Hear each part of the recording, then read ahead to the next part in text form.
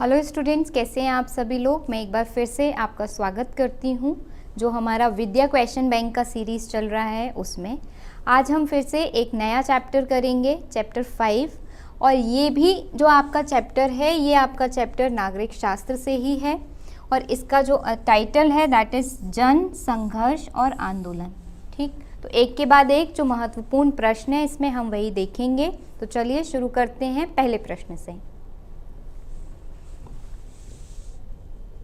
पहला प्रश्न हमसे यहाँ पर पूछ रहा है कि लोकतंत्र की जड़ें किस प्रकार मजबूत होती हैं। लोकतंत्र यानी जनता का शासन, जनता के द्वारा शासन, जनता के लिए शासन, इसकी जड़ें किस प्रकार से मजबूत होती हैं। क्या इसकी जड़ें परस्पर सामंजस्य द्वारा मजबूत होती हैं, जन विरोधी गतिविधियों के द्वारा मजबूत होती हैं, जन आंदोलनों, जन मतलब पब्लिक, जनता, क्या जनता के आंदोलन के द्वारा मजबूत होती हैं या फिर धरना प्रदर्शन के द्वारा मजबूत होती हैं। लोकतंत्र की जो जड़ें हैं यानी जो ऐसा शासन जिसमें सबकी भागीदारी होती है, सब मिलकर के शासन करते हैं, सबका पार्टिसिपेशन होता है, सबकी साझेदारी होती है, यह शासन कैसे मजबूत होता है। परस्पर सामंजस्य से या फिर जन विरोधी गतिविधियों से या फिर जन आंदोलनों से या फिर धरना प्रदर्शन से। तो लोकतंत्र की जड़ें मजबूत होती हैं जन आंदोलनों से। जब जनता के जो लोग हैं, जो नागरिक हैं देश के, वो मिलकर के आंदोलन करते हैं किसी बुरी चीज़ के लिए या अपने साथ होने वाले किसी भेदभाव के लिए, जब वो मिलकर के आंदोलन करते हैं तब लोकतंत्र की जड़ें क्या होती हैं, मजबूत होती हैं। क्यों मजबूत होती हैं?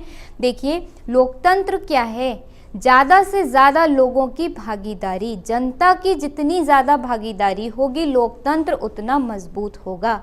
जब जन आंदोलन होगा तो आंदोलन में लोगों की भागीदारी बहुत ज़्यादा होगी। हर इलाके से, हर धर्म से, हर जाति से, हर क्षेत्र से लोग आएंगे और आंदोलन में भाग लेंगे। वही तो जन आंदोलन होता है। तो जब आंदोलन में बहुत सारे लोग भाग लेंगे, पूरी जनता भाग लेगी, तो शासन, लोकतंत्र क्या होगा, मजबूत होगा। ठीक है, तो इसीलिए इसका सही आंसर होगा आपका जन आंदोलनों द्वारा लोकतंत्र की जो जड़ें हैं वे मजबूत होती हैं। चलते हैं दूसरे प्रश्न की तरफ। दूसरा प्रश्न बहुत आसान सा पूछा गया है, नेपाल की राजधानी कौन सी है। देखिए, ये जो हमारा अध्याय है ना, जन, संघर्ष और आंदोलन, इसमें हमें दो मुख्य मतलब केस स्टडीज़ दी गई हैं। जैसे एक तो बोलीविया में जो जल आंदोलन हुआ, जल को लेकर के वहाँ पर जो जल आंदोलन हुआ वह दिया गया है, और एक हमें दिया गया है नेपाल में जो जन आंदोलन हुआ उसके बारे में हमें दिया गया है। तो इसी से संबंधित एक प्रश्न नेपाल से पूछ लिया गया है कि नेपाल की राजधानी कौन सी है। देखिए, नेपाल, ये आप देखिए यहाँ पर मानचित्र में देखेंगे, ये है आपका नेपाल। नेपाल भारत से मतलब भारत के राज्यों से सीमा लगाता है। उत्तराखंड, उत्तर प्रदेश, उसके बाद बिहार और इधर आपका आ जाता है सिक्किम वगैरह का इलाका, उससे ये क्या लगाता है, सीमा लगाता है। और नेपाल हिमालय में पड़ता है। दरअसल हिमालय का जो इलाका है, हिमालय की जो पर्वत श्रृंखला है, उसमें यह देश नेपाल हमारा पड़ता है। एक तरफ इसके कौन है, चीन है, और दूसरी तरफ इसके क्या है, भारत है। एक तरफ चाइना और दूसरी तरफ भारत, और बीच में है नेपाल, और इसकी राजधानी ये रही जिसका नाम है काठमांडू। तो नेपाल की राजधानी क्या है, काठमांडू।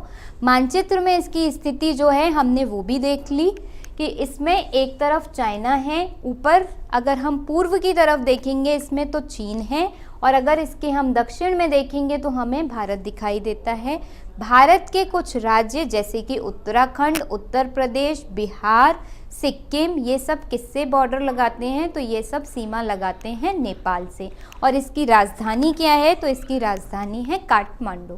ठीक, चलिए आगे चले अगले प्रश्न पर। पूछा गया है सन 2006 में बोलीविया में किसे सत्ता प्राप्त हुई। अब बात की गई है बोलीविया की, तो थोड़ा सा बोलीविया का मानचित्र आपको पता होना चाहिए, कहाँ पे बोलीविया है हो सकता है कि आपसे यही प्रश्न पूछ लिया जाए कि बोलीविया किस महाद्वीप में पड़ता है। तो बोलीविया जो है आपका एक लैटिन अमेरिकन देश है और ये आपका साउथ अमेरिका महाद्वीप उसमें पड़ता है। साउथ अमेरिका महाद्वीप, 7 महाद्वीप आप लोगों को पता होगा, उसमें से एक है हमारा साउथ अमेरिका, और साउथ अमेरिका महाद्वीप में ये रहा आपका बोलीविया। इससे पहले हम 2 और देशों की चर्चा कर चुके हैं, मेरे ख्याल से आप लोगों को याद होगा। हमने ब्राज़ील की भी चर्चा की थी, ब्राज़ील के रियो डी जेनेरियो की हम चर्चा कर चुके हैं। हमने वेनेजुएला की भी चर्चा की थी, जहाँ पर हमने क्या देखा था, जहाँ पर हमने देखा था जो स्थानांतरित कृषि थी। जब मैंने आपको कृषि अध्याय पढ़ाया था भूगोल का, तब आपको बताया था कि वेनेजुएला में स्थानांतरित कृषि को क्या कहते हैं, तब भी मैंने आपको ये मानचित्र दिखाया था। तो चीज़ों को आपस में जोड़ करके जब भी आप एक नई चीज़ पढ़ें, अगर उसमें कुछ पुराना आया है तो वहीं पर उसे एक बार दोहरा लिया करिए, जिससे आपको वो पक्का हो जाए एकदम, ठीक।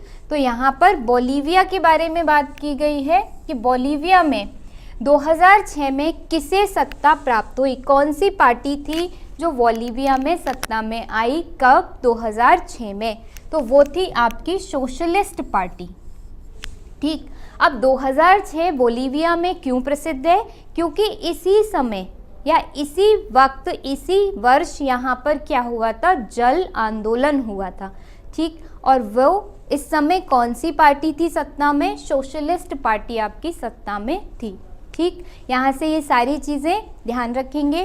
ब्राज़ील में ही रियो डी जेनेरियो जो शहर है, वहाँ पर क्या हुआ था, अर्थ सम्मेलन हुआ था 1992 में, वो भी हमने देखा, पहले देख चुके हैं, तो आप लोगों को मेरे ख्याल से ध्यान आ रहा होगा, ठीक है। आगे चलते हैं।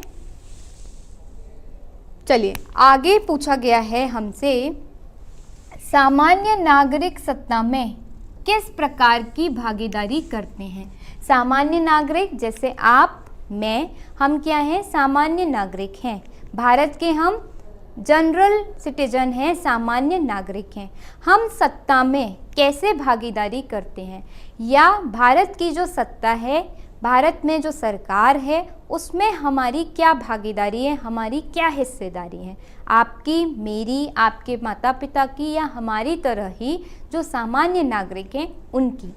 पूछा गया है हमसे, देखते हैं कैसे हम इसमें भागीदारी करते हैं। जो सामान्य नागरिक हैं विवेकपूर्ण निर्णय लेकर मतदान कर सत्ता में जागरूक भागीदारी कर सकते हैं। आप, मैं, या फिर हमारे जो माता पिता हैं, या फिर और जो सामान्य नागरिक हैं, सत्ता में हमारा सबसे महत्वपूर्ण क्या रोल है या क्या भूमिका है, मतदान। हम अगर अपने विवेक से, अपनी बुद्धि से हर पैमाने पर, जो भी हमारे विधायक बनने वाला व्यक्ति जो खड़ा हुआ है, यानी जो विधायकी के चुनाव लड़ने के लिए खड़ा हुआ है, या फिर जो सांसदी के चुनाव लड़ने के लिए खड़ा हुआ है, अगर हम अपने विवेक से, अपनी बुद्धि से यह तय कर पाएँ कि हमारे देश के लिए कौन सा सांसद अच्छा होगा, कौन सा विधायक अच्छा होगा, और उसी के हिसाब से अगर हम मतदान करें, तो यह हमारी सत्ता में सबसे अच्छी भागीदारी होगी, और यही हमारी भागीदारी है। यानी सामान्य नागरिक की सत्ता में यह भागीदारी है कि वह अपने विवेक से यह निर्णय ले कि हमें किन लोगों को, कैसे प्रतिनिधि हमें भेजने हैं सत्ता में, जिससे कि अच्छे अच्छे नियम बन सकें, अच्छे अच्छे कानून बन सकें और देश का विकास हो सके। तो सामान्य नागरिक की क्या भागीदारी हुई, मतदान की। मतदान कैसा, विवेकपूर्ण, ऐसा प्रतिनिधि चुनिए जो आपके विकास के लिए बात करे, ऐसा ना हो जो भ्रष्ट हो और सिर्फ अपने घर भरने की बात करे, ठीक। तो ऐसे प्रतिनिधि को चुनकर लाना, मतदान करके ऐसे प्रतिनिधि को चुनना जो देश के विकास के लिए कार्य करे और जो अनुभवी हो, जिसे देश के विकास का ज्ञान हो कि देश का विकास किस तरीके से किया जाता है, जिसे आपकी समस्याओं के बारे में पता हो, जो भावनात्मक रूप से आपकी समस्याओं से जुड़ा हो, ऐसे व्यक्ति को मतदान से चुनना हमारी सत्ता में भागीदारी है, यानी सामान्य नागरिक की सत्ता में भागीदारी है। तो अभी तो आप लोग देखिए, मतदान देने की उम्र आपकी नहीं है, आयु नहीं है, लेकिन अभी ही सीख लीजिए, जब भी आपको मत देने का अधिकार मिलेगा तो मत देने से पहले जो भी प्रतिनिधि खड़े हुए हैं, निर्वाचन के लिए जो भी प्रतिनिधि खड़े हुए हैं, यह तय कर लें आप लोग कि कौन सा प्रतिनिधि आपके देश के विकास के लिए सही है। ठीक, उसी को मतदान दे करके आइएगा। किसी भी पार्टी पर मत जाइएगा, किसी भी जाति पर मत जाइएगा, किसी भी धर्म पर मत जाइएगा। उस व्यक्ति को, उस प्रतिनिधि को मत दीजिएगा जो देश के विकास के लिए काम कर रहा हो, या जो देश के विकास के लिए कार्य करे। ठीक है, चलिए आगे चले। तो सामान्य नागरिक सत्ता में किस प्रकार की भागीदारी करते हैं? अपना मत दे करके एक सही प्रतिनिधि को चुनकर लाते हैं। ठीक, चलिए आगे चले।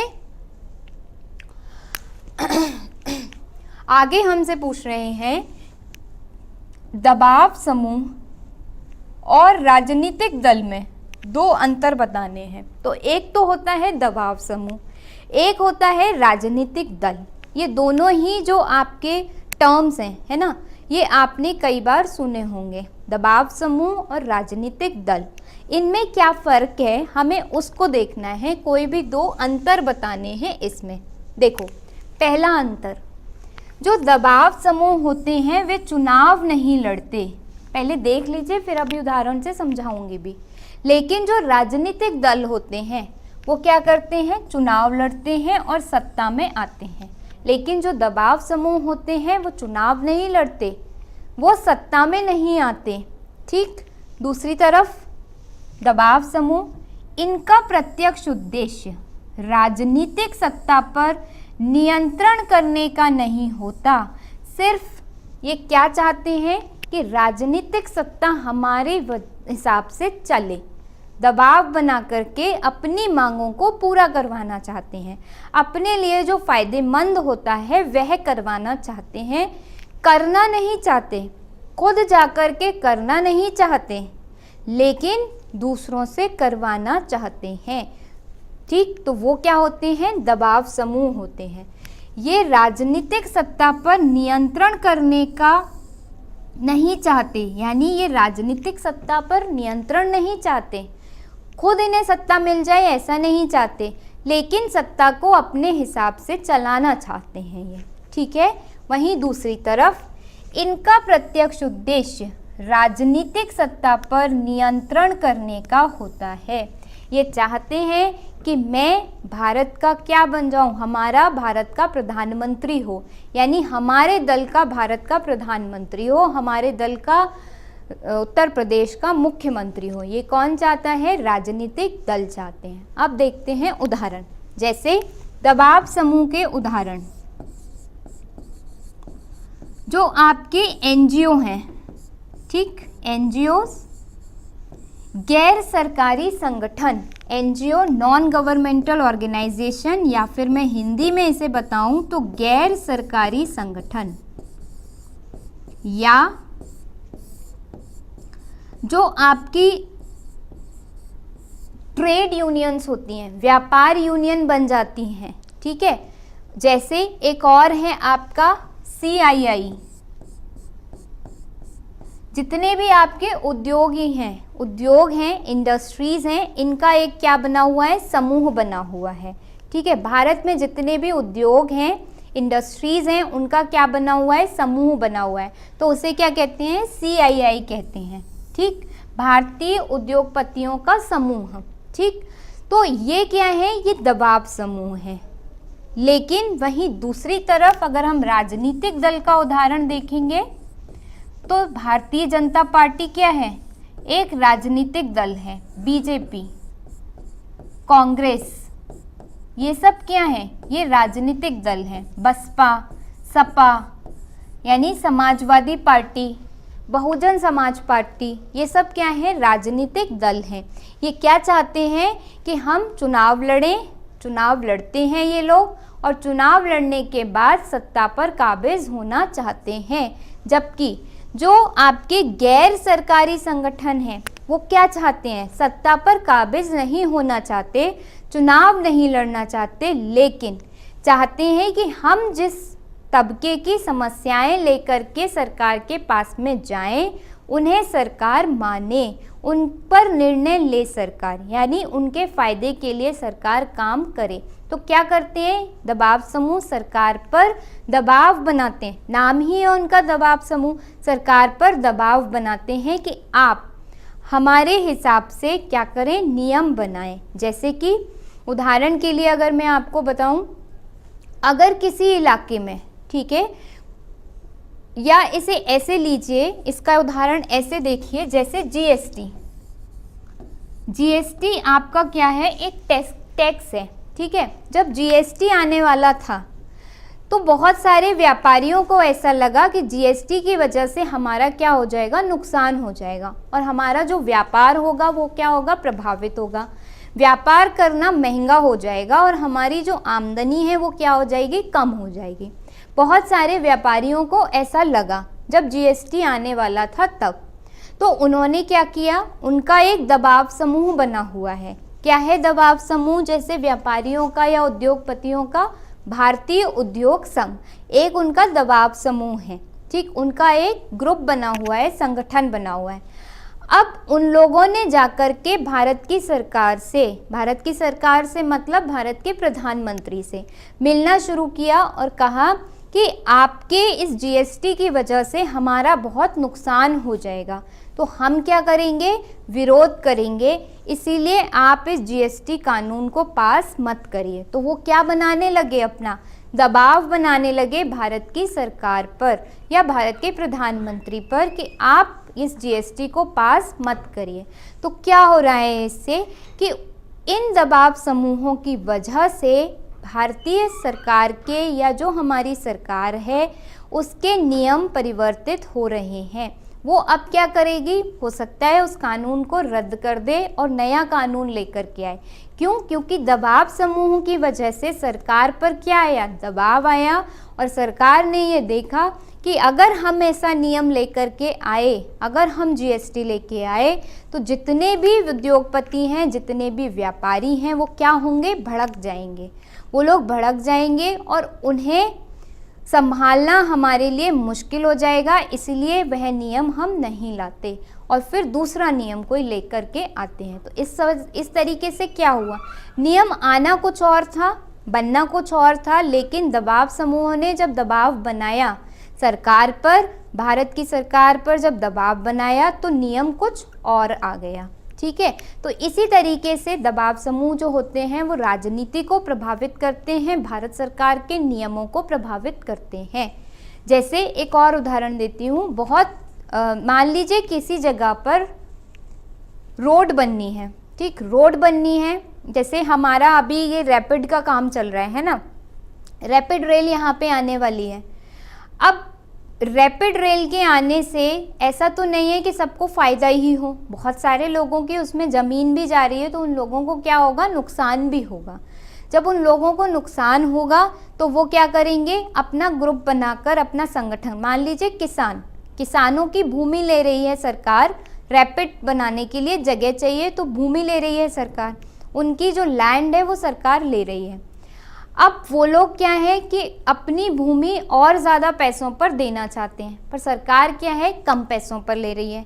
तब वो क्या बना रहे हैं, अपना संगठन बनाते हैं और सब मिलकर के जाएंगे सरकार के पास में और बोलेंगे कि अगर आपको रैपिड चलानी है, रैपिड बनानी है, तो हम भूमि इतने से कम पैसों में नहीं देंगे। अब जब सब लोग मिलकर के इकट्ठे होकर के संगठन बना करके सरकार के पास जाते हैं तो सरकार एक दबाव में आ जाती है और सरकार समझ जाती है कि ये रैपिड का जो हमारा प्रोजेक्ट है, परियोजना है, यह संभव नहीं है जब तक ये संगठन जो कह रहा है इसकी हम बात को नहीं मानते। तो सरकार क्या करेगी, अब कम पैसों पर जो ज़मीन खरीद रही थी अब उन्हें ज़्यादा पैसे देने पर बाध्य हो जाएगी। तो इस तरीके से जो दबाव समूह हैं वह नियमों को, कानूनों को या सरकार के जो नियम हैं उनको प्रभावित करते हैं। ठीक, समझ में आया बात समझ में आई। तो अंतर अगर हम देखेंगे तो ये चुनाव लड़ते हैं लेकिन ये चुनाव नहीं लड़ते और ये चुनाव लड़ते हैं। ये सत्ता पर नियंत्रण नहीं करते लेकिन ये सत्ता पर नियंत्रण करना चाहते हैं। ये सत्ता को प्रभावित करते हैं, दबाव से अपने प्रभावित करते हैं लेकिन वो सत्ता को नियंत्रित करते हैं। उदाहरण हमने देख लिए। आगे चलते हैं अगले प्रश्न पर। समझ में आ गया होगा आई थिंक।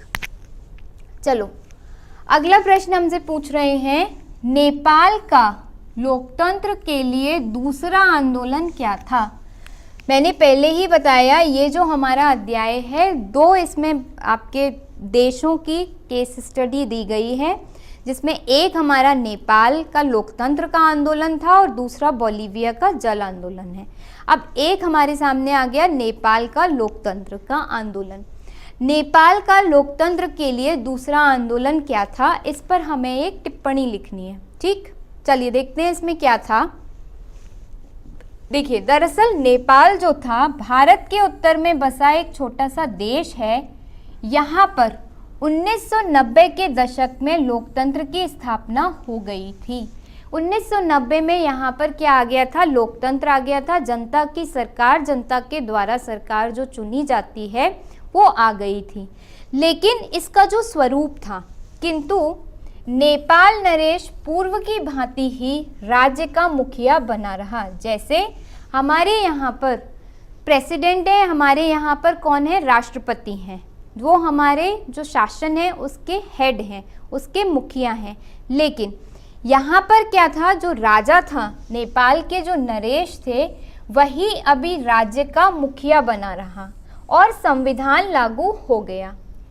जब सत्ता संचालन जनप्रतिनिधियों द्वारा ही हो रहा था, लेकिन सत्ता का जो संचालन कर रहे थे वो जनप्रतिनिधि ही कर रहे थे। सिंपल सा ये है कि इलेक्शन हो रहा था, वहाँ पर चुनाव हो रहे थे, जनप्रतिनिधि चुन के आ रहे थे, वो सत्ता को चला रहे थे। लेकिन राजा भी उनके ऊपर क्या कर रहा था, शासन कर रहा था। जैसे हमारे यहाँ पर राष्ट्रपति है, हमारे यहाँ तो राष्ट्रपति का भी चुनाव होता है, पर उनके यहाँ राजा था, उसका चुनाव नहीं हो रहा था, वो आनुवांशिक था उसका पद। ठीक, पर वहाँ पर जो सत्ता या शासन चल रहा था, जो सरकार चल रही थी, वो बिल्कुल वैसे ही चल रही थी जैसे हमारे यहाँ पर चलती है। एक संसद, संसद में नियम बनाए जाएंगे और सांसद कौन होंगे, जनप्रतिनिधि होंगे। ठीक है, इस प्रकार की प्रक्रिया जो अत्यधिक राजतंत्र से संवैधानिक राजतंत्र के उक्त संक्रमण परिस्थितियों को तत्कालीन राजा वीरेंद्र ने स्वीकार कर लिया था। देखिए हुआ क्या, 1990 में जब वहाँ पर लोकतंत्र स्थापित हो गया, कहाँ पर, नेपाल में लोकतंत्र आ चुका है 1990 में। लेकिन एक बात वहाँ पर ये है कि राजा है सबसे ऊपर, पर जनप्रतिनिधि भी हैं वहाँ पर। जनप्रतिनिधि सत्ता का संचालन कर रहे हैं और उनके ऊपर कौन है, राजा है। यानी पूरी तरीके से राजतंत्र नहीं है, राजा नियम नहीं बना रहा, लेकिन नियम कौन बना रहा है, संविधान के हिसाब से जो जनप्रतिनिधि चुन के आए हैं वे नियम बना रहे हैं। तो कैसा राजतंत्र है, प्योर राजतंत्र ना होकर के संवैधानिक राजतंत्र है। राजा तो है लेकिन सत्ता कैसे संचालित हो रही है, संविधान के नियमों के हिसाब से जनप्रतिनिधियों के द्वारा संचालित हो रही है। ठीक, और ये जो स्थिति आई थी वहाँ पर राजा नियम नहीं बना रहा है, राजा नियम नहीं बना रहा है, नियम कौन बना रहा है, संविधान के हिसाब से जो जनप्रतिनिधि चुन के आए हैं वे नियम बना रहे हैं और उसी हिसाब से सत्ता चल रही है। ठीक, अब ये जो स्थिति थी इसको राजा वीरेंद्र ने तो स्वीकार कर लिया, लेकिन उनकी मृत्यु के बाद में, उनकी हत्या के बाद में जो उनके बेटे आए, वो थे आपके राजा ज्ञानेंद्र, नरेंद्र ज्ञानेंद्र। उन्होंने इस स्थिति को स्वीकार नहीं किया। उन्होंने कहा हम लोकतंत्र के विरुद्ध हैं, हमें क्या चाहिए, हमें जनता की भागीदारी नहीं चाहिए। मैं चाहता हूँ कि नियम भी मैं ही बनाऊँ, जनता क्या माने, मैं जो नियम बना रहा हूँ जनता वो माने, ना कि देश में वे नियम चलें जो जनप्रतिनिधि बना रहे हैं या जो चुनकर जनप्रतिनिधि आए हैं वे जो नियम बना रहे हैं। देश उनके हिसाब से ना चल के राजा जो नियम बनाए उसके हिसाब से चले। यानी ये क्या चाह रहे हैं कि जो प्योर शुद्ध जो राजतंत्र है वह स्थापित हो कहाँ पर, नेपाल में। ठीक, 1990 के बाद की स्थिति यहाँ पर ये हो रही है। अब जब ये ऐसा चाहते हैं नरेश ज्ञानेंद्र, तो ये क्या करते हैं, ये जो लोकतांत्रिक सरकार थी यानी जो निर्वाचित सरकार थी, इसी के साथ साथ वो अलोकप्रिय होने लगी है। यानी कि लोगों का जो मन है वो लोकतांत्रिक सरकार से हटने लगा है नेपाल के अंदर। अब इसी बात का जो ज्ञानेंद्र राजा हैं वो फ़ायदा उठाते हैं और वो क्या करते हैं कि वहाँ पे संसद को भंग कर देते हैं, जो सरकार है वहाँ की उसको भंग कर देते हैं और प्रधानमंत्री को अपदस्थ कर देते हैं, प्रधानमंत्री को हटा देते हैं। ये काम करते हैं राजा ज्ञानेंद्र, क्योंकि वो चाहते हैं कि नेपाल में पूरी तरीके से राजतंत्र आए, नेपाल में वही कानून बने, वही कानून चले जो राजा बनाए, ना कि निर्वाचित सरकार। यानी वहाँ पर लोकतंत्र, संवैधानिक राजतंत्र ना हो करके प्योर राजतंत्र वहाँ पर आ जाए। तो इसीलिए वो क्या करते हैं, सरकार को भंग कर देते हैं और उनकी इसी कार्य से, यानी उनने जो ये किया, संविधान के द्वारा चुनी गई जो सरकार थी उसको उन्होंने जैसे ही भंग किया वैसे ही वहाँ पर विरोध अप्रैल 2006 में जनता के बीच में फैल गया और जनता ने मांग करनी शुरू कर दी कि हमें संवैधानिक सरकार चाहिए, हमें ऐसी सरकार चाहिए, हमें ऐसे नियम चाहिए जिन्हें जनप्रतिनिधि बनाए, ना कि राजा बनाए। और यही क्या था, यही नेपाल का दूसरा आंदोलन था। दूसरा आंदोलन जो 2006 में होता है, अप्रैल 2006 में होता है, और जो ये मांग करता है कि यहाँ पर फिर से संवैधानिक सरकार आए, फिर से वही लोग नियम बनाए जो जनता के द्वारा चुने गए हैं, ना कि राजा नियम बनाए। ठीक, और यही एक जनव्यापक आंदोलन चल पड़ता है और वो लोग राजा के विरुद्ध हो जाते हैं। ठीक, और इसी आंदोलन को चलाने के लिए नेपाल में कई पार्टियां अस्तित्व में आती हैं और ये सब मिलकर के एक बड़ी पार्टी बनाती हैं, एक गठबंधन बनाती हैं जिसे हम कहते हैं 7 पार्टी अलायंस। और इसकी प्रमुख मांग ये होती है कि नेपाल में संवैधानिक सरकार आए, नेपाल में राजतंत्र हट जाए, यानी राजा नियम ना बनाए। कौन नियम बनाए? जनता के चुने गए प्रतिनिधि। और यही उसका दूसरा आंदोलन है। ठीक, लेकिन हुआ ये कि इस आंदोलन में लोग धीरे धीरे करके जुड़ते गए। लोग मांग करने लगे कि राजा को हटाया जाए, राजा नियम ना बनाए, जनता के प्रतिनिधि नियम बनाए। धीरे धीरे करके यह एक बड़ा जन आंदोलन बनता गया। ठीक, तो हम बात कर रहे थे कि नेपाल में जो आंदोलन, दूसरा आंदोलन, वो कैसे शुरू हुआ।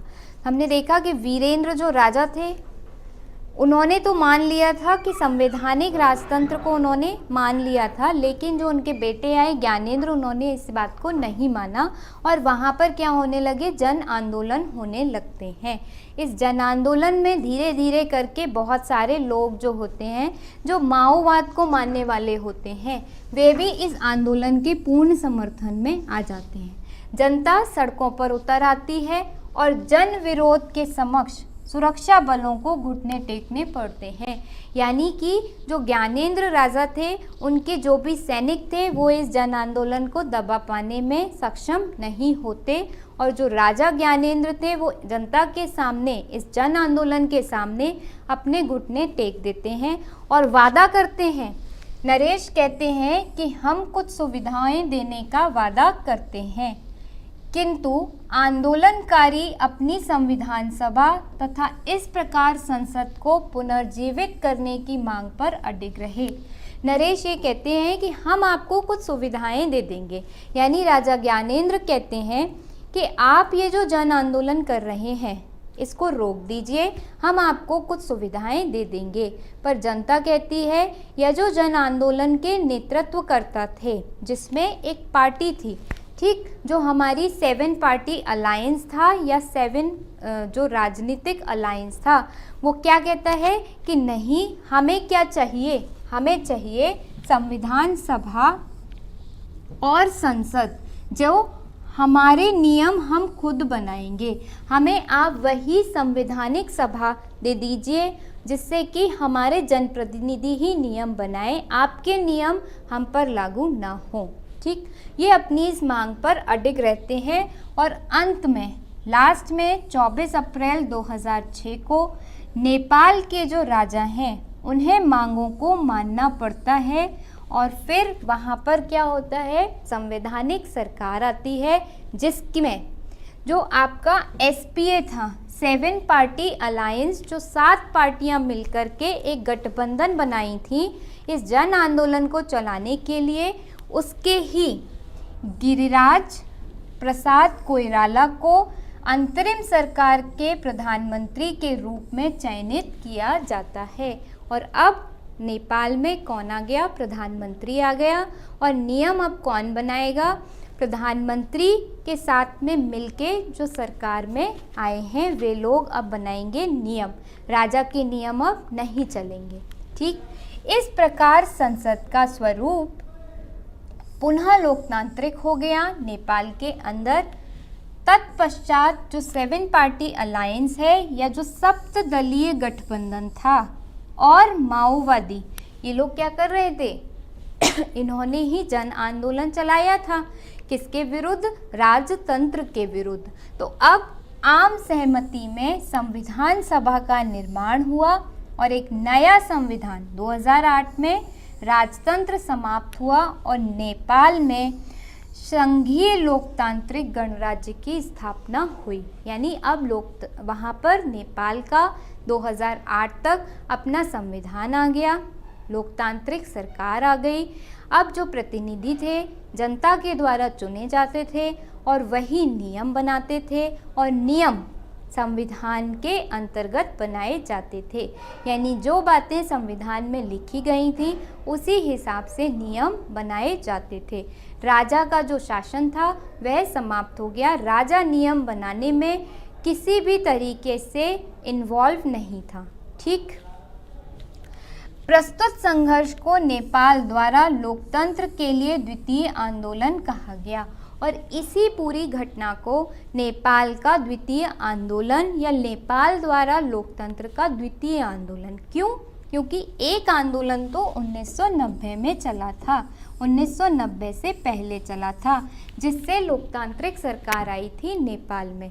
लेकिन 2006 में यह सरकार जाती हुई दिखी ज्ञानेंद्र की वजह से, राजा ज्ञानेंद्र की वजह से 2006 में ये लोकतांत्रिक सरकार खत्म हो जाती है और इसीलिए आंदोलन छिड़ता है और दोबारा से 2008 में लोकतांत्रिक सरकार अपने रोल में आती है, अपनी भूमिका में आती है, स्थापित होती है।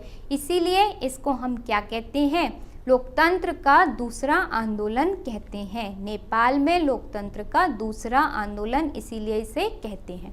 ठीक, यहाँ पे जाकर आपका ये वाला जो प्रश्न है ये समाप्त होता है।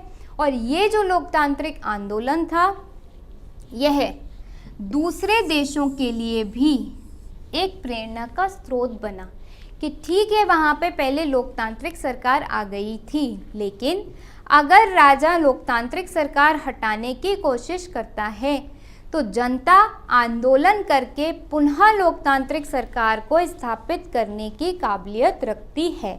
यह प्रेरणा पूरे विश्व में गई और विश्व के और देश जहाँ पर लोकतांत्रिक सरकारें नहीं थी, वहाँ की भी जनता इस बात के लिए प्रेरित हुई और वहाँ पे भी जन आंदोलन शुरू हुए और बाद में जाकर के वहाँ पर लोकतंत्र की स्थापना हुई। ठीक, तो इस तरीके से यहाँ पर आपका ये वाला प्रश्न समाप्त होता है। चलते हैं अगले प्रश्न पर।